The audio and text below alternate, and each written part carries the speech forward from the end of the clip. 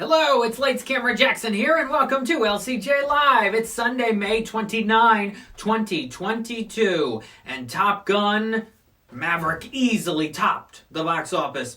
Let's take a look at this. $124 million is what Paramount is estimating for Tuesday, Thursday, Friday, Saturday, and today. They're estimating another $27 million for tomorrow on Memorial Day, which brings the total up to $151 million. Wow. Congratulations to Tom Cruise and Paramount waiting as long as they did to release Top Gun Maverick. Paid off already. $151 million. Wow. That is stellar. That is incredible. Tom Cruise in this movie is superhuman. And all that went into it, all the marketing, the delays. Wow, the big premiere in San Diego, the big premieres around the world. Tom Cruise wanting a global premiere, wanting to go to all these different cities to market the movie. It has all paid off. Happy Sunday, says Shellfish Beach. Thank you very much. Here on LCJ Live. Wow, Top Gun Maverick. Just a few $1 million shy of what the Batman opened to back in March. And ticket prices have even gone up. You see, here's the thing. There's a couple factors into this. Number one, obviously, it's been 36 years since the first Top Gun. Number two, the reviews are good because the movie's really good. Number three, the multi-year marketing, people waiting for this. Number four, the factor that Tom Cruise is still a movie star and can bring in people of all ages. But also the increased ticket prices and the need for people to see this on the biggest screen possible. Yes, get the experience at the drive-ins if you can. But also, this is worth it on the RPX, the BTX, the IMAX, whatever your premium format screen is where you live. It is worth it. It is worth that experience to see Top Gun Maverick on the giant screen, the biggest screen you can possibly see it on. They're saying IMAX counted for 14% of the ticket price of the box office this weekend. That's pretty good. So, yeah, people want to see it and experience the sound and experience that Lady Gaga song and feel the experience of being sucked into this movie. Because that's what it does. I saw this on an RPX on Tuesday night. You get sucked in. You're right there in the action.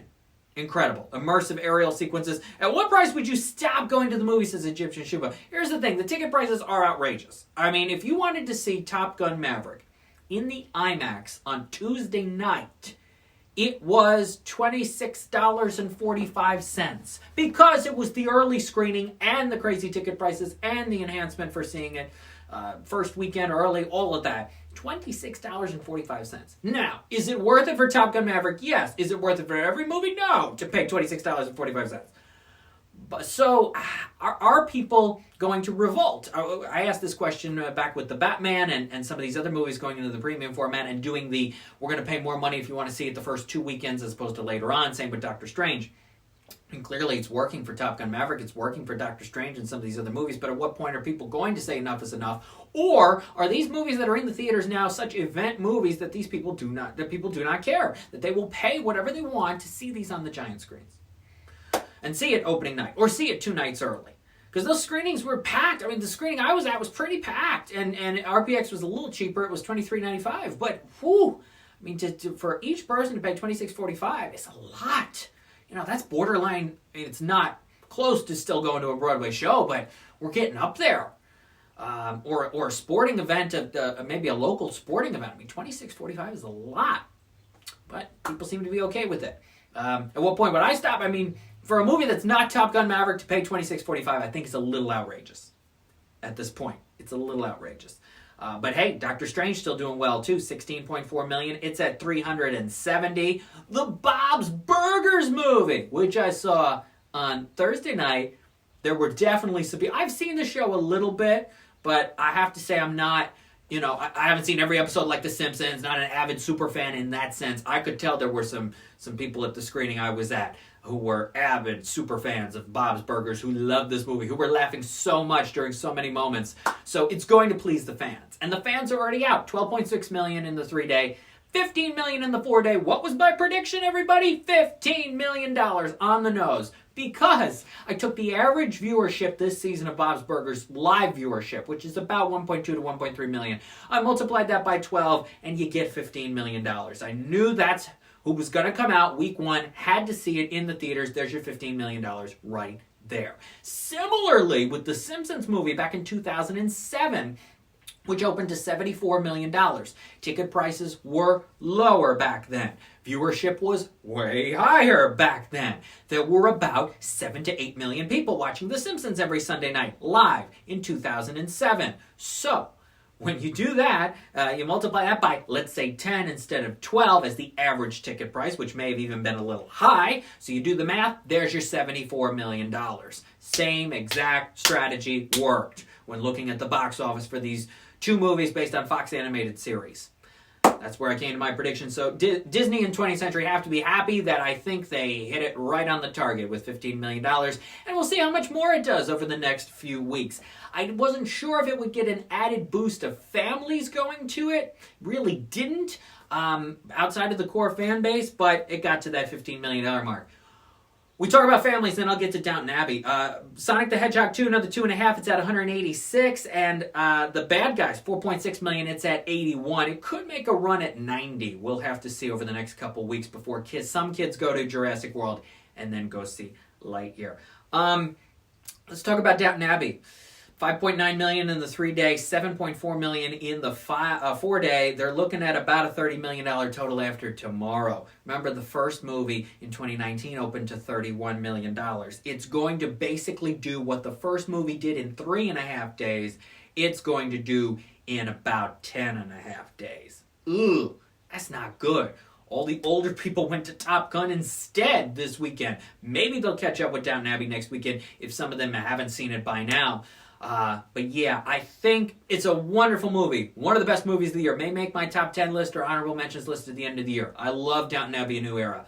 But either the fandom already went, the fandom is waiting, they're waiting till VOD instead, just going to watch it at home, or maybe the fandom has shrunk in the last 2.5 years. Older people cautious about going to the movies still, though they're going to Top Gun. Yeah, it's too bad. It's lower than I expected. I think it's lower than Focus Features has expected for Downton Abbey. I'm a little surprised at just how low it is currently. I'm not surprised at how low Men is. Not a very good film. Talked about it here last week. 1.2 million this weekend. It's at about 6. Everything Everywhere All at Once, a much more successful film for A24. Their biggest ever. Another 2.5 million this weekend. It's at about $57 million. The Lost City, because it was paired with Top Gun at drive-ins this weekend, another 1.8 million. It's at 101.7. I thought it was going to get past 103. It may go higher than that since it'll be stuck with Top Gun for another week probably at drive-ins. Rounding out your top 10, a film called F3, Fun and Frustration with $1 million. Fantastic Beasts out of the top 10. The Northman out of the top 10. Firestarter out of the top 10 after just 2 weeks. So there you go. Obviously the domination of Top Gun Maverick this weekend. But Doctor Strange still did all right. Bob's Burgers did what I expected it was going to do. It did fine. And the family films did okay. And Downton's doing what Downton's doing. And The Lost City in its 10th week is still hanging on because of Top Gun.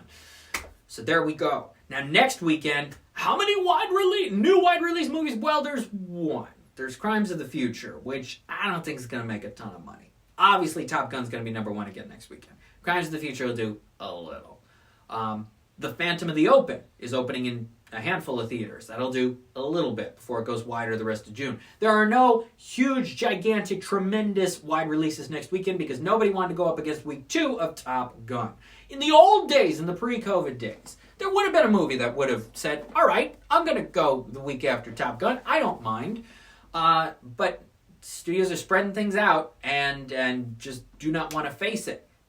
I don't know if that strategy is going to pay off, because if everybody went this weekend, I know there are people who are going to go see Top Gun a couple times, but could another movie have opened this Friday, June 3rd, and really made a dent into that box office?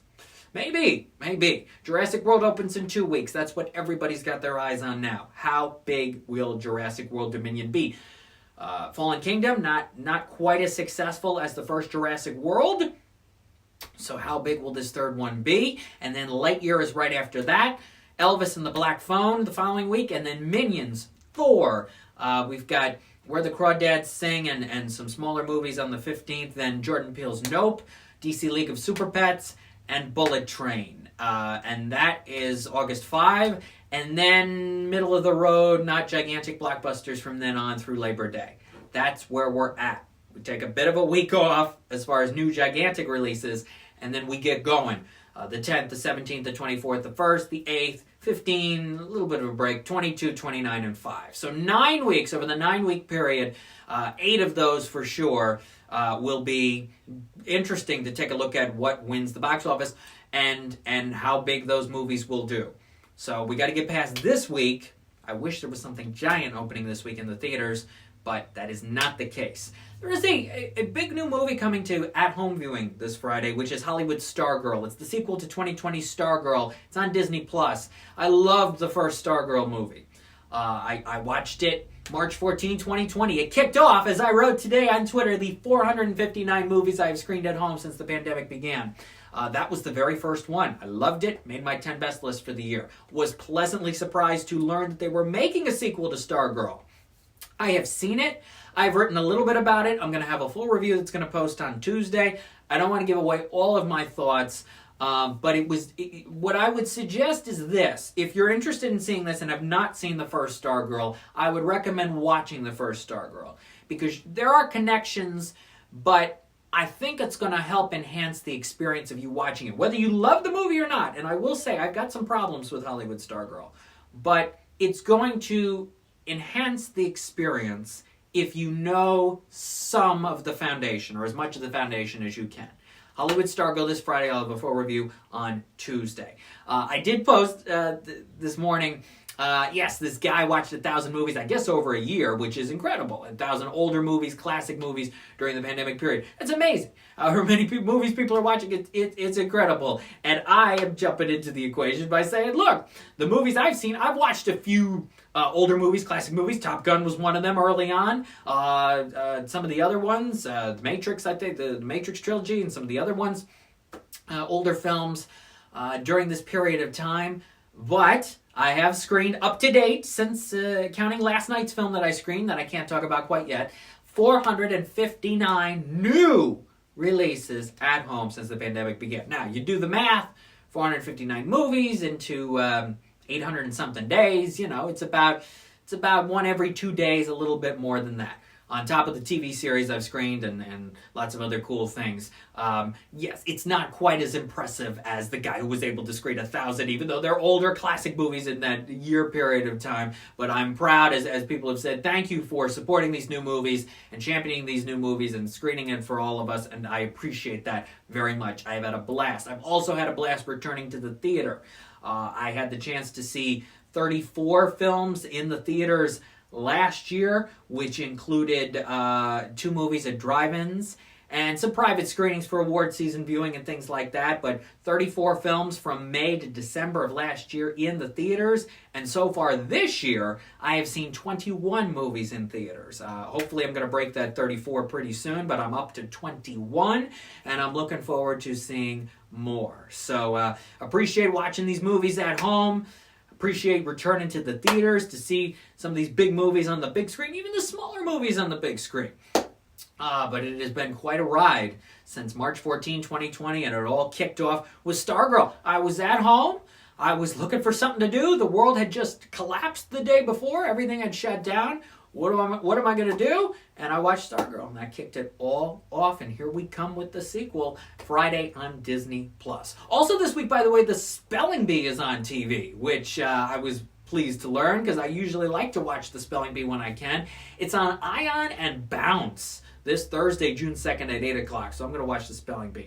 I usually enjoy that. I remember Keela and the Bee was a good movie. There have been some other Spelling Bee movies and parts of movies over the years, so I'm going to definitely check that out on Thursday. Phantom of the Open, which I have seen, is very good. Mark Rylance is great. Sally Hawkins is great. I hope you get the chance to see it when it opens in select theaters Friday and expands to more locations throughout the month of June. Hope it makes more than The Duke. I wish The Duke made more than the little over $1 million it did for Sony Classics. I hope the Phantom of the Open makes even more than that. They're both very good films. But to get, if we can, older people back to the movies, I hope it does well. It's a good true story, and Mark Rylance is excellent. I got a blog piece on him at light-camera-jackson.com. You'll get some new animationscoop.com Q&As this week. And next week, and more LCJ Q&A podcast episodes are coming soon in the month of June. And also this week in theaters, Fortune Favors Lady Nikoko, which is a new Japanese anime film in theaters Thursday night. So you can either stay home and watch the spelling bee, or you can go see Fortune Favors Lady Nikoko, which I recommend. It's a good movie. So check that out as well. And then next week, we'll be back here next Sunday to preview Jurassic World Dominion. How high will it go? We will see. Memorial Day tomorrow. Honor those who served our country. Thank you to everyone who has served our country proudly. Remember all those we have lost.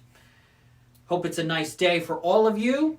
If you're seeing Top Gun, hope you have a great time. Same with Bob's Burgers. Same with any movie in the theaters or you're watching at home.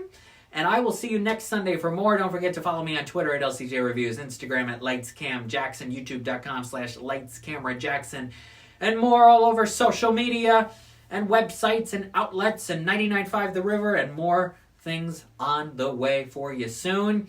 Thank you for watching LCJ Live. Take care, everybody. Bye-bye.